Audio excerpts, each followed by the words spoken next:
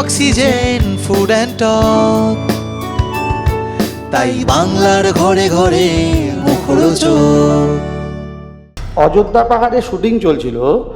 Shooting floor থেকে আমাদের shooting বন্ধ করে দেওয়া হয় শুধুমাত্র দুদিন গিল আমরা নিয়ে নিই বলে।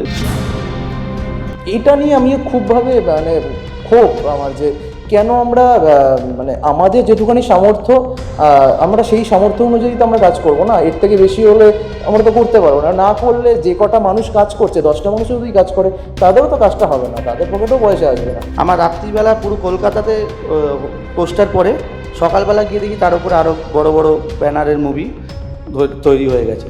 এই কালচারটার জন্য 5টা বছর, আমাদের 5টা বছর নষ্ট হয়েছে। আর কার কীভাবে ক্ষতি হয়েছে সেটা তো আমি আমার টিম দিয়ে বলছি, এরকম আমার মতন সামনে এসে বলতে পারছে না, এরকম হাজার হাজার ডিরেক্টর রয়েছে। নমস্কার, টলি টাইমে আমি বাবাই পরিচালক। আজকের সাবজেক্টটা হচ্ছে একটু অন্য রকমের।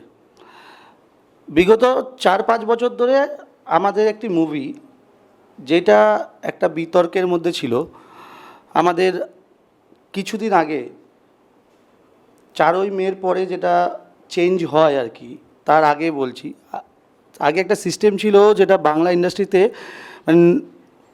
নতুন প্রযোজক এবং ডিরেক্টরদের কাজ করা খুবই একটা প্রবলেম ক্রিয়েট হচ্ছিল। তেমনি আমাদের এই মুভি শিউলি অনেক বড় প্রবলেমের মুখে পড়েছিল। আজকে এই গিল এবং ইনপা, এই দুটোর জন্য আমাদের 18 লাখ রুপিস আমাদের প্রবলেম হয়। এবং আমাদের গিল্ডের মিস্টার স্বরূপ বিশ্বাস, মিস্টার বলছি আমাদের স্বরূপ বিশ্বাস, যিনি আমাদের অযোধ্যা পাহাড়ে শুটিং চলছিল, শুটিং ফ্লোর থেকে আমাদের শুটিং বন্ধ করে দেওয়া হয় শুধুমাত্র দুদিন গিল আমরা নিয়ে নিই বলে, কারণ আমাদের তখন একটু ফান্ডিংয়ের প্রবলেম হয়। তো অযোধ্যা পাহাড়ে এমন একটা জায়গায় আমরা শুটিং করতে যাই, যেখানে 2 কিলোমিটার পর্যন্ত আমাদের কাঁধের মধ্যে সমস্ত কিছু, আমাদের অ্যারি অ্যালেক্সা পুরো ছিল, সেট আপ ছিল, এছাড়া পুরো সমস্ত light set up everything, 2 kilometre আমরা আর্টিস্ট থেকে শুরু করে ক্রু মেম্বার সবাই সমস্ত কিছু নিজেরা বয়ে 2 কিলোমিটার নিচে যাই এবং সেখানে গিয়ে শুটিং শুরু করি। এবং তখন কলকাতা থেকে কল আসে যে আমাদের প্রজেক্ট বন্ধ করতে হবে, কারণ আমরা গিল নিয়ে কাজ করছি না। কিন্তু আমরা গিল নিয়েই কাজ করছিলাম, কিন্তু আমরা ওই প্রপার ওই 2 দিনটা মেনশন করা ছিল না আমাদের। 2 দিনটা আমাদের এক্সট্রা মনে হয়েছিল যে 2 দিন করলে আমাদের ঠিক আছে। ওই 2 দিনটা আমাদের শুটিংয়ে যাওয়ার পরে মনে হলো যে সেই আমরা 8 দিনে শুটিংটা কমপ্লিট করব, তার মধ্যে আরও 2 দিন আমাদের বেড়ে গেছে, তো আমরা একেবারে 2 দিনটা কমপ্লিট করেই যাই, সেটা আমরা মেনশন করিনি। সেই 2 দিনের প্রজেক্ট আমাদের ওখানে বন্ধ করা হয়।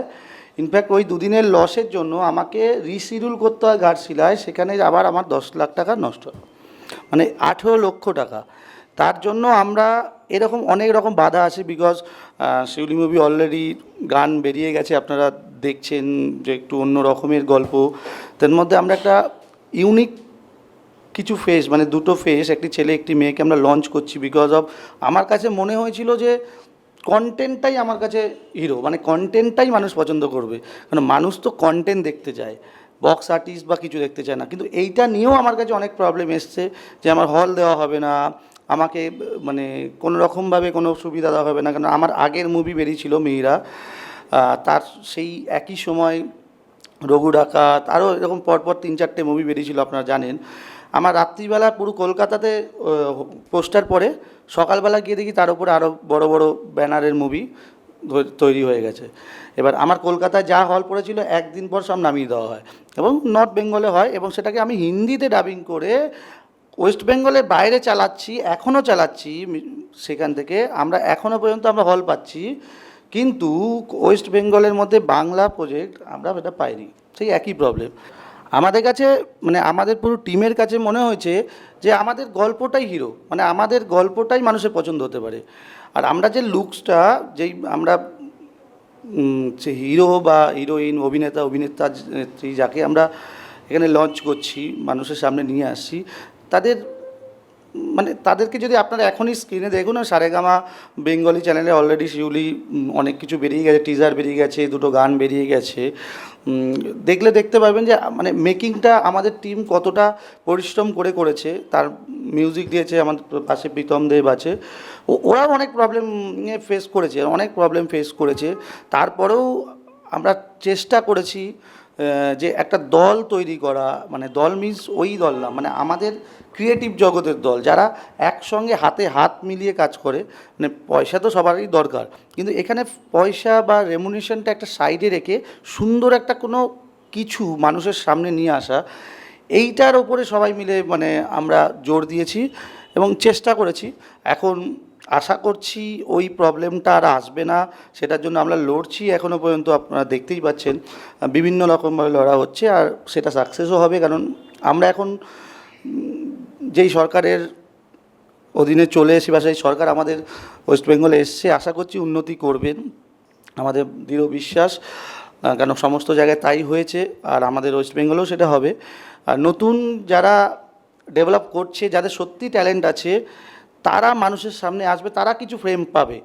আমরা বলছি না যে পুরনো বা যারা আগে কাজ করেছে তারা থাকবে না, তাদের সঙ্গে হাতে হাত মিলিয়ে যদি আমাদের নতুন ট্যালেন্ট উঠে আসে তাহলে অসুবিধা তো কিছু নেই। মানে এই জন্যই আমাদের লড়াই।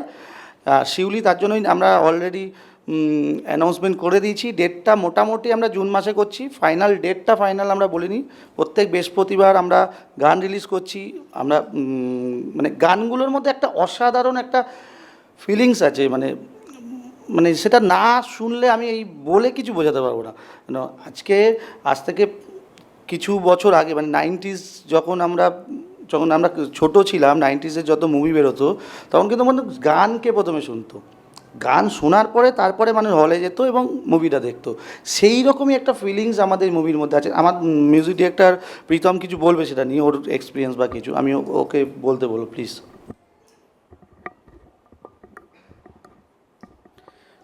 নমস্কার, আমি প্রীতম দেব। আর বাবাইদা যেই কথাগুলো বললো আমি একদমভাবে এগ্রি করি বাবাইদার কথাগুলো।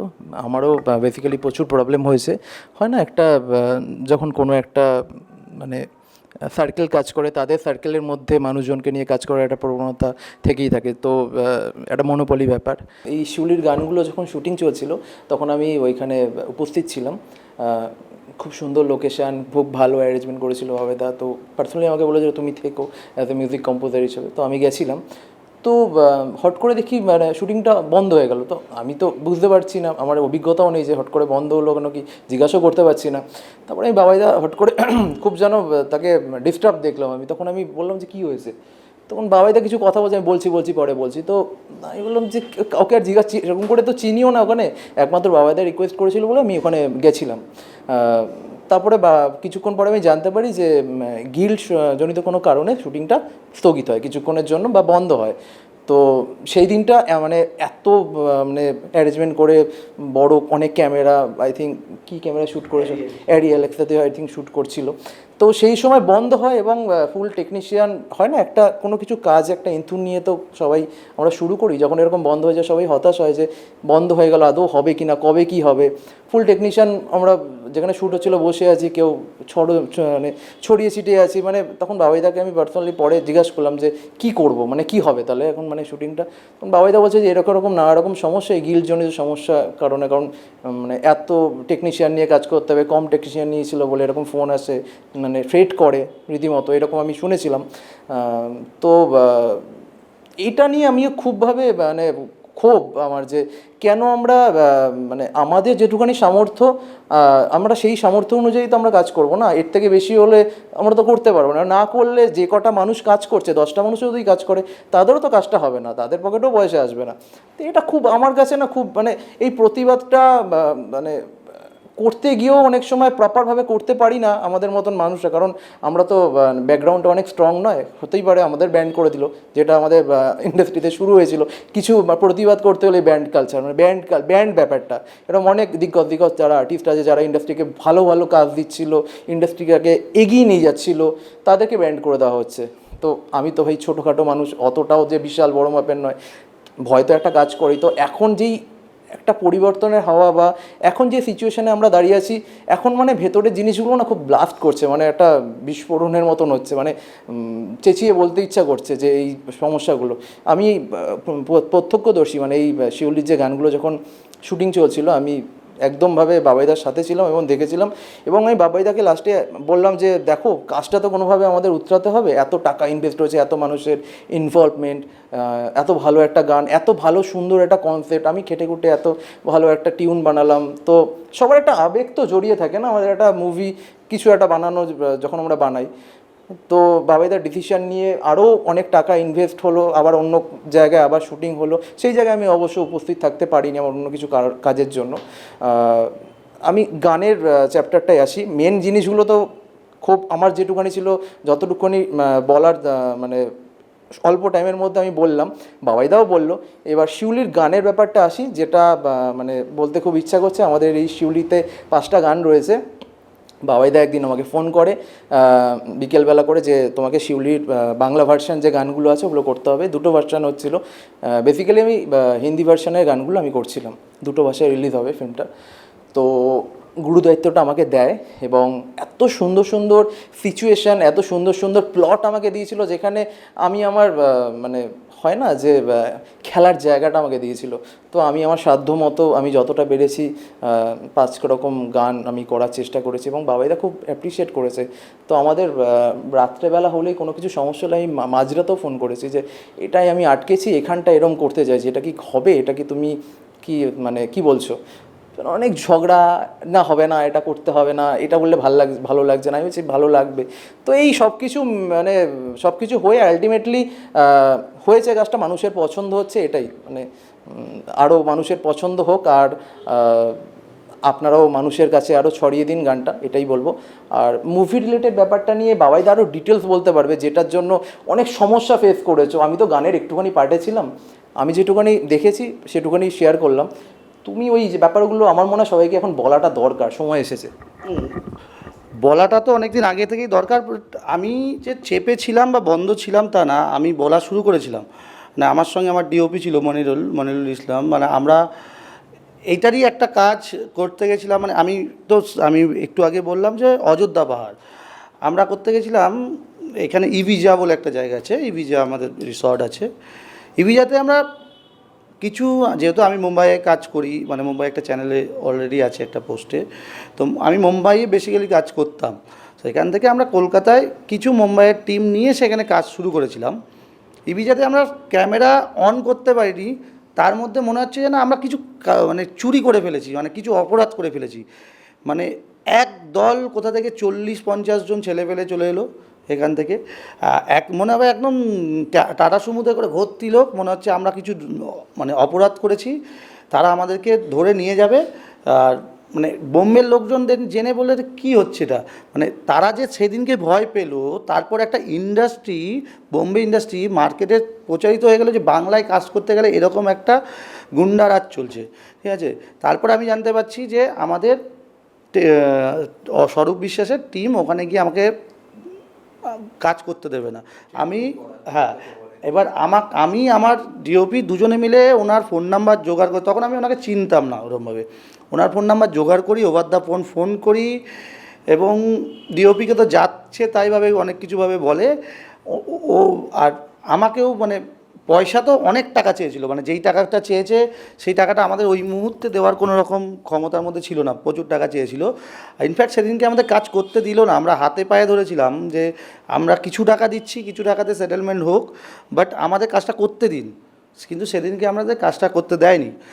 কিন্তু সেই সময় একটা রাগের মাথায় আমি একটা চ্যালেঞ্জ করেছিলাম যে আজকের দিনে দাঁড়িয়ে আমি ওই প্রথম দিকে যে গিল নিয়েছিলাম, তারপর আমি বলেছি উইদাউট গিল আপনাদের সিস্টেমের বাইরে আমি একা, দরকার হলে আমার ফাইন্যান্সার এই প্রজেক্টে যখন আমি ফাইন্যান্সারকে নিয়ে আসি, তখন আমার সঙ্গে ফাইন্যান্সার হিসাবে মানে পরিচালক হিসাবে প্রযোজক হিসাবে কল্লোল চৌধুরী আসে, পরবর্তীকালে নাজিম মুন্সি আসে, ওরা অনেকেই আসে, কিন্তু অভিষেক দাস আছে। এরা কি হয়, এই ঝামেলার মধ্যে দিয়ে ঝামেলা থাকাতে ওরাও সাইড হতে থাকে, কারণ হচ্ছে আলটিমেটলি সরকারের এগেনস্টে তো কেউ যেতে পারবে না, ফাইটটা তখন আমার একা হয়ে যায়।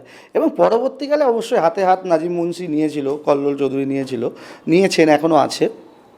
কিন্তু এই যে যুদ্ধটা মানে একা যুদ্ধ, মানে একটা প্রজেক্টকে আটকে দেওয়া, একটা ইন্ডিপেন্ডেন্ট মানে টিম, সেটা তারা কোনো রকমভাবে একটা ফান্ড নিয়ে এসে এবং সেটাকে প্রপার শ্যুট করা, নিয়ার অ্যাবাউট 1 ইয়ারের কাছাকাছি একটা প্রজেক্ট সবার কাছ থেকে নেওয়া, সেটাকে আবার আটকে দেওয়া, আবার টাকা চাওয়া, আবার যদি বেশি কিছু বলি ব্র্যান্ড করে দেওয়া, এই কালচারটার জন্য আমরা ভেবেছিলাম যদি এইবার আর কিছু না হয় আমরা 2026-এ সবাই মিলে একেবারে শিফট করবো মুম্বাই।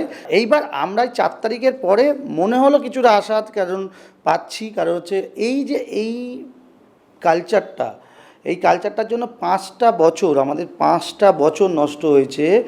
আর কার কিভাবে ক্ষতি হয়েছে সেটা তো মানে আমি আমার টিম দিয়ে বলছি, এরকম আমার মতন সামনে এসে বলতে পারছে না এরকম হাজার হাজার ডিরেক্টর রয়েছে যাদেরকে ওয়েস্ট বেঙ্গলে ভালো কাজ করার পরেও মানে ওই সময়কার কিছু মানে যেটা বলে না একটা দল, এই দলের কিছু ডিরেক্টর বা তারা আছে, তারা এদেরকে উঠতে দেয়নি, মানে তাদেরকে ফেস করতেই দেয়নি যে একটা নতুন ডিরেক্টর সে ভালো কাজ করছে, সে আসলেই তাকে বসিয়ে দেওয়া হচ্ছে, ফোন আসছে, হুমকি আসছে, বন্ধ করে দেওয়া হবে। তার থেকে বড় কথা হচ্ছে তার প্রডিউসারকে হুমকি দিচ্ছে। মানে একটা প্রডিউসার যখন ফান্ড মানে পয়সা ইনভেস্ট করে তখন ডিরেক্টরের ওপর করে, তখন ওই যদি কল যায় ও আদার্স বিজনেস ছেড়ে ও মানে ধর আমার এক্সট্রা ঝামেলা নেবো না, আমরা ডিরেক্টররা যেমন যুদ্ধ করতে পারবো, কারণ আমার এটা প্রফেশন, আমি এটা নিয়ে যুদ্ধ করতে পারবো, কিন্তু যুদ্ধ করার পরে আমাকে তো ফান্ডটা লাগবে, সেই ফান্ডটা যে দিচ্ছে তাকেই যদি ওখান থেকে স্টপ করে দেওয়া হয় তাহলে আমাদের যুদ্ধের কোনো মানে নেই। তো সো এই প্রবলেমগুলো আমরা ফেস করছি, মানে এখন আমরা মনে হচ্ছে যে এবার নিশ্চিন্তে কাজ করতে পারবো।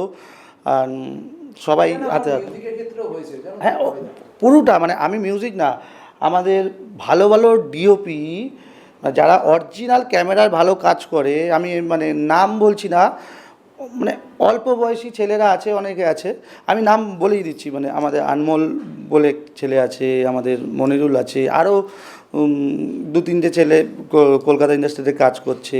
মনিরুল ইসলাম যে আমাদের এটা ডিওপি ছিল, অলরেডি একটা বড় কাজ পেয়েছিল, শুধুমাত্র এই কার্ড আর গিল্ডের চক্করে একটা বড় কাজ ওর হাত থেকে চলে যায়, সেটা আবার বোম্বের কাজ ছিল যেটা কলকাতায় আসতো, মানে ওর যদি কাজটা করতে পারতো ওর জন্য ইন্ডাস্ট্রির 100 জন কাজ পেত, আর সেটা নিয়ার অ্যাবাউট 5 to 6 ইয়ার কাজ ছিল, সেই কাজটা বন্ধ হয়ে যায়। এবং সৌরভ বিশ্বাস ওভার দ্য ফোন, মানে যেহেতু ওর প্রুফ নেই, কেন হচ্ছে ওটা তখন হোয়াটসঅ্যাপ কল হয়েছিল, বলেছিল হ্যাঁ সব করে দেবো, তারপর একটা টাকা অ্যামাউন্ট ডিমান্ড করে, যেটা না দেওয়ার পরে ও আবার ওটাকে স্টপ করে দেয়। মানে আমি বলছি কি ওই একটা ওনার স্বার্থের জন্য একটা 5 কোটি টাকার প্রজেক্ট বোম্বে থেকে আসবে, কারণ যেহেতু ডিওপি নিয়ে আসছিলো কাজটা, সে তো নিশ্চয়ই অন্য ডিওপিকে দেবে না, তো ওর জন্য অতগুলো লোক কাজ পেল না। মানে এইটা শুধু আমরা কিন্তু মানে এর মধ্যে এই ফেসে আছি তা না, আমাদের এই ইন্ডাস্ট্রিটা ফেসে আছে, হয়তো অনেকে মুখ খুলে বলতে পারছে না, কারণ ওই কাজটা যদি আসতো তাহলে অনেকের বাড়িতে অন্তত 30-40 দিনের জন্য তো তার বাড়িতে একটা রোজগার আসতো। তা আমরা তো চেষ্টা করি আমরা কাজ করে আরও 10 জনকে যাতে কাজটা দিতে পারি। এই যে আমি এখন বলছি, আমি জানি না যে হয়তো ভেতর থেকে অন্য প্রেশারও আসতে পারে, অন্য রকমও কিছু আসতে পারে, ঠিক আছে, মানে কীভাবে কী আসবে, আগে হলে তো অলরেডি আমার কাছে অলরেডি চলে আসতো যদি আমার টেলিকাস্টের পরে, এবার ভেতর থেকে আসতে পারে, যারা ভেতর থেকে এখনও পর্যন্ত চেষ্টা করে যাচ্ছে কিভাবে এ করবে।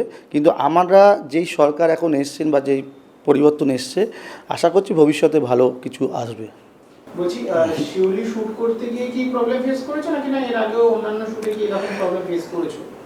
দেখুন মানে বেসিক্যালি আমি ম্যাক্সিমামটা বোম্বেই কাজ করেছি, মুম্বাইয়ে আমার বেশি কাজ হয়েছে, আমার যদি আমার প্রোফাইল দেখলে মুম্বাইয়ে আমার বেশি কাজ হয়েছে। আমি শিউলিটা আমি ফার্স্ট কলকাতায় কাজ করি, আর ফার্স্ট কাজেই আমার প্রবলেম হয়, তারপরে আমি যেই মুভিটা করি সেই শুটিংয়ে হয়তো আমি কোনো রকম প্রবলেম ক্রিয়েট হয়নি, কেন আমি ওটা ওয়েস্ট বেঙ্গলের বাইরে নর্থ ইস্টে করেছিলাম, ওটা উইদাউট গিল্ডই করেছিলাম। রিলিজের সময় আমার অসম্ভব প্রবলেম হয়েছিল, ইনফ্যাক্ট আমার কিছু কিছু সিন ছিল যে সিনগুলোর জন্য মানে সেইটার মধ্যে পলিটিক্স হয়েছে অনেক কিছু, তারপরে রাতারাতি পোস্টার তুলে দেওয়া, কলকাতা থেকে হল থেকে নামিয়ে দেওয়া, এগুলো তো আছে। এগুলো যেহেতু ওই সময় বড়, আমি চেষ্টা করেছিলাম পুজোর সময় আমার মুভি বেরিয়েছিল এই বছর মুভি পুজোতে, তো ওই পুজোর সময় বড় কিছু হাউসের সঙ্গে আমরা বের করি, সেই হাউস এর প্রচারটা বেশি হয়, আর আমাদের কাজটা পুরোপুরিভাবে মানে আমি যদি আমার মুভির নাম কাউকে জিজ্ঞাসা করি কেউ জানে না, কিন্তু আমরা যে এরমভাবে প্রমোশন করেছি যে এক একটা জায়গায় মানে আমরা এখনও পর্যন্ত ফুটেজ দেখালে সেটা বড় হাউসও ওরকমভাবে প্রমোশন করেছি। কিন্তু আলটিমেটলি এতদিন কী হচ্ছিল, যে এমএলএ আছে, যে এমপি আছে, তার প্রমোশন হচ্ছে, সে তার আর অন্য জায়গার এমপি এমএলএকে বলে দিচ্ছে, সেখানে লোক জোগাড় হয়ে যাচ্ছে, ক্রাউড এসে যাচ্ছে, সেখানে ওর নিজস্ব ফ্যান ফলো আপ দেখিয়ে দিচ্ছে, নিজস্ব ফ্যান ফলো আপ দেখিয়ে দিচ্ছে। আলটিমেটলি ফ্যান ফলো আপ তখন হবে যে সে কিন্তু আর নিজের দমে গিয়ে দাঁড়াবে। আমি আমার সোর্স দেখিয়ে, আমি ওখানকার এমএলএকে বলে ক্রাউড জোগাড় করে ফ্যান ফলো আপ, এইটা একটা ব্রড মার্কেটিং করার মতো আমাদের কাছে ফান্ডও নেই, আর আমাদের ওই পরিচিতিটা নেই যে আমরা এমএলএ এমপি ধরে আমরা করব। তো এই ব্যাপারটাই চলেছে। মানে না হলে কি হয়, যার প্রোগ্রাম দেখতে যাচ্ছি তাকে সেখানে কোটি কোটি লোক, হলে একটাও লোক নেই, তাকে আমাকে টিকিট আগে থেকে নিজেকে পকেট দিয়ে কেটে সেটা লোককে দেখাতে হচ্ছে আমার হাউসফুল। তারপর আবার সাকসেস পার্টি হচ্ছে। মানে সাকসেস পার্টিটাকে যে কেন হচ্ছে সেটা আমরা ইন্ডাস্ট্রির সবাই জানি যে সাকসেস পার্টিতে কিছুই হচ্ছে না, মনের কষ্ট তারা ভেতরে আছে, কিন্তু ওই দেখানোর একটা ব্যাপার যে আমি সাকসেস পার্টি করছি।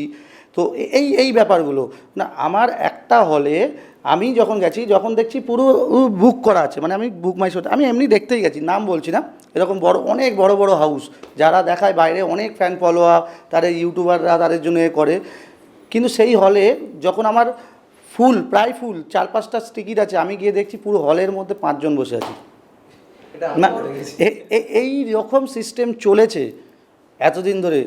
তার মানে ক্রেজটা দেখানো, আমি তো মানে একটা এগেনস্টেই যাচ্ছি, হয়তো সেটার এগেনস্টে হয়তো আমার কালকে হয়তো আবার অন্য রকম চাপ আসবে, কিন্তু একটা মুভি যার সেন্সার হয় না, সে কি করে সেই মুভিটা গিয়েছে বুক মাই শোতে তার টিকিট বুক হয়ে যায়। কোন ছবির কথা বলছেন? অবশ্যই এটা একটা বড় ছবি, এই যেখানে যেটা দাসু বা কি যে তোমার দেশু আই থিঙ্ক যেটা হবে। আমি তখন মুম্বাই ছিলাম, আমি মুম্বাই থেকে আমি ওটা দেখছিলাম, আমি জানলাম যেই মুভিটা এখন স্ক্রিপ্ট লেখা হলো না, যেই মুভিটা কিছু হয়নি, সেটা হয়তো এটা সিস্টেম আছে আমি জানি না, তাহলে তো আমরাও করবো সেরকমভাবে। তাহলে যদি একজন করে তাহলে আমরাও করবো, এটা আমাদেরও নিশ্চয়ই প্রডিউসারদের সেটা হবে। হ্যাঁ, এবার একটা ফ্যান ফলো আপ দেখে দেখানো হয়, এইটা তো মার্কেটিং, কোনো অসুবিধা নেই। মার্কেটিং মানে একটা যেই জুটিটার প্রজেক্ট এমনি হলে ভিড় হচ্ছে না, সেই জুটিটার প্রজেক্ট অলরেডি আমি দেখছি যে আমার মুভির লেখার আগে, আমার করার আগে বুক মাই শো বুকড হয়ে গেছে, বুক মাই শো বুকড হয়ে গেছে। সেটা মানে এটা পসিবল হয় কি আমি জানি না, হতে পারে হয়তো আমরা আমাদেরকে কেউ চেনে না, তাই আমাদের মুভি হবে না। হয়তো এই কথা বলার পরে আমার শিউলি মুভি ভেতর থেকে ব্যান্ড হয়ে যাবে, যে যারা এখনও পর্যন্ত ওই পুরনো রং লেগে আছে, তারা ভেতরে হোয়াটসঅ্যাপ গ্রুপে পাঠিয়ে দেবে যে যাতে ব্যান করো, কিছু ক্রিয়েটারদের দিয়ে হয়তো বলে দেবে ব্যান করার জন্য, এইসব হয়তো বলতে পারে যে এরা ভুলভাল করছে, ভুলভাল আছে, হতে পারে। কিন্তু তাও আমি বলছি আমার জন্য না, নতুন প্রজন্মের জন্য আমি বলছি। তুমি প্রবলেমের কথা বলছিলে, সেই হিসাবে আমি তোমায় জিজ্ঞেস করি, যখন তুমি প্রবলেমে পড়েছো তখন তুমি বিভিন্ন লোকের সঙ্গে যোগাযোগ করনি বা ইনফার সাথে কথা বলনি যে তুমি এরকম প্রবলেমের মধ্যে দিয়ে ফেস করছো? প্রডিউসাররা বলেছিল, আমাদের ইনভার সাথে কথা বলেছিল, ওগুলো নিয়ে ওরা অত মাথা দেয়নি। ও বলেছিল হ্যাঁ দেখছি, কথা বলছি, কেন সবই তো সেটআপের ব্যাপার, কেন তখন আমাদের এখানে কোনো দাম নেই, কারণ আমরা কোনো পলিটিক্স করি না, কোনো রং নেই আমাদের। তারপরেও আমরা কাকে বলবো, আমি যদি রং নিতে যাই তাহলে তো আমিও সেই দলেই পড়লাম। কেন আমি যদি আরেকজন এমপি ধরি, তাকে বলি, তাহলে তো আমি আর ওর মধ্যে কোনো পার্থক্য রইল না। তার জন্য আমি ওই ব্যাপারে যাইনি। মানে যখন গেছি সাধারণ মানুষ হিসাবে গেছি, যখন কোনো পাত্তা পাইনি, একদম সাইলেন্ট হয়ে গেছি যে আমার ঠিক আছে চলো। প্রডিউসারকে রিকোয়েস্ট করেছি, যারা যত টাকা ফান্ড দিয়েছে আমি একটা পিডিসি চেক দিয়ে দিয়েছি, যদি আমার হয় তাহলে আমি দেব, না দিলে ওই সারা জীবন ওই যে প্রত্যেকটা ডিরেক্টর যেটা থাকে ওটা হবে। সরকার পরিবর্তন হয়েছে এবং তোমরা যেহেতু নতুন কিছু নিয়মের আশা করছো, এবার তোমার মনে হয় যে সমস্ত ঠিকঠাক হবে দুজনের থেকে? হ্যাঁ, নতুন সরকার আসার পরে তো অনেক নিশ্চিন্ত আছি, কারণ হচ্ছে আমাদের সবথেকে বড়, মানে আমাদের ডিরেক্টর প্রডিউসারদের সবথেকে বড় প্রবলেম হয় যেটা ডিস্ট্রিবিউশন। মানে আমাদের শতদীপদা যেহেতু ডিস্ট্রিবিউশনটা করে, অনেক দিন ধরেই লড়ছিল, কিন্তু উনি এখন স্বাধীনভাবে লড়তে পারছে, কথা বলতে পারছে। আশা করছি ওনার সঙ্গে মানে আমরা যোদ্ধা হয়ে যদি ওই সিস্টেমটাকে চেঞ্জ করতে পারি, তাহলে আমরা প্রত্যেকটা মানুষের কাছে আমাদের প্রত্যেকের প্রজেক্ট পৌঁছাতে পারবো। আর আমরা চাইবো এবার যারা চাইছে যে নতুন কিছু উঠে আসুক, তারা সবাই হাতে হাত মিলিয়ে সবাইকে সাপোর্ট করে প্রত্যেকটা কাজকে হাইলাইট করুক। মানে শিউলি তো অবশ্যই আমি বলবো আমাদের রিলিজ হচ্ছে প্রথম জুন মাসে রিলিজ আছে, আপনারা দেখুন। আর আমার মিউজিক ডিরেক্টর কিছু বলবে, কেন গানগুলো খুব কিন্তু ইন্টারেস্টিং, ঠিক আছে, সেটা দিয়ে একটু বল। ক্ষোভটা তো আমি অলরেডি উগড়ে দিয়েছি, বাবাইদা তো দিয়েছে, তো ওটাকে একটু সাইডে রেখেও যেহেতু মিউজিক করেছি একটু গানগুলো নিয়েও বলতে খুব ইচ্ছা করছে। 5টা গান রয়েছে, গেয়েছে পটাদা, গেয়েছে সৌরভ, গেয়েছে সৌরভ দে, আর প্রস্মিতা পল গেয়েছে, সৌভিক কবি গেয়েছে টাইটেল ট্র্যাকটা, অদ্রিজ গেয়েছে, আর মিউজিক আমি করেছি, আর প্রোগ্রামিং কেডি করেছে আমাদের। খুব সুন্দর সুন্দর সিচুয়েশান আমাকে দিয়েছে বাবাইদা, যার জন্যই এত দুঃখটা হচ্ছিলো যখন ওরকম বন্ধ হয়ে গেলো। আমি ভাবলাম যে তো খেটে খুঁটে বানালাম একটা অন্যরকম কিছু দেওয়ার চেষ্টা করলাম মানুষকে, সেই সৃষ্টিগুলো কি মানুষের কাছে পৌঁছাবে না? তো আপসেট হয়ে গেছিলাম খুব। তো বাবাইদা আমাকে মনে বলছে না, অবভিয়াসলি হবে, আমি লড়ে যাচ্ছি, অবশ্যই মানে আমরা নিয়ে আসবো মানুষের কাছে। তো এখন যে আসছে মানুষের কাছে এই মুভিটা, আমি ভীষণভাবে খুশি। আর আরেকটাই বার্তা দেবো সবাইকে, গানগুলো একটা একটা করে রিলিজ হচ্ছে, অলরেডি 2টো গান রিলিজ হয়ে গেছে আমাদের টাইটেল ট্র্যাক এবং তুই আমার জান, যেটা একটু ফোক ঘরানার ওপর তৈরি করার চেষ্টা করছি। পটাদা যেই গানটা গেয়েছে আপনারা শুনুন, অবভিয়াসলি ভালো লাগবে, এবং ভালো লাগলে লাইক কমেন্ট শেয়ার করে জানাবেন, যাতে আমরা যাতে আরও ভালো ভালো কিছু কাজ আপনাদের সামনে নিয়ে আসতে পারি। এবং শিউলি মুভি নিয়ে বলবো, অসম্ভব একটা ইমোশনাল হার্ট টাচিং একটা স্টোরি, ত্রিকোণ প্রেমের গল্প। প্রথম স্টোরিটা শুনে মানে অসম্ভবভাবে আমার ভালো লেগে গেছিলো, যার জন্য গানগুলো না খুব স্ক্রিপ্টেড, গানগুলো শুনলে আপনি দেখলে বুঝতে পারবেন। গানগুলো সবাই শুনুন। আর বাবাদা তো বলেই দিল জুন মাসে মানে আগামী মাসে আমাদের মুভিটা শুভমুক্তি পাচ্ছে। হলমুখী হন দর্শকরা, বাংলার মুভিগুলোকে বাঁচান এবং হলে গিয়ে সবাই মুভিটা দেখুন, এবং অবভিয়াসলি গানগুলোকে ভালো করে শুনতে হবে এবং সবার মধ্যে ছড়িয়ে দিতে হবে। আর সাহস দিলে আমরা আরও কাজ করব, সবাইকে নিয়েই করব। এবার হবে, আমার মনে হচ্ছে যখন সবাই একজোট হয়েছে না, মুঠিটা শক্ত হয়েছে, অবভিয়াসলি আমরা ভালো ভালো কাজ করব এবং অনেক ভালো ভালো ক্রিয়েটিভ জিনিস সৃষ্টি মানুষের কাছে আসবে, যেগুলো পায়ের তলায় থেকে গেছিলো মানে এতদিন। তো পায়ের তলাটা চটিটা সরে গেছে, তো অবভিয়াসলি সামনে উফরে আসবে সেই জিনিসগুলো, আমি আশাবাদী।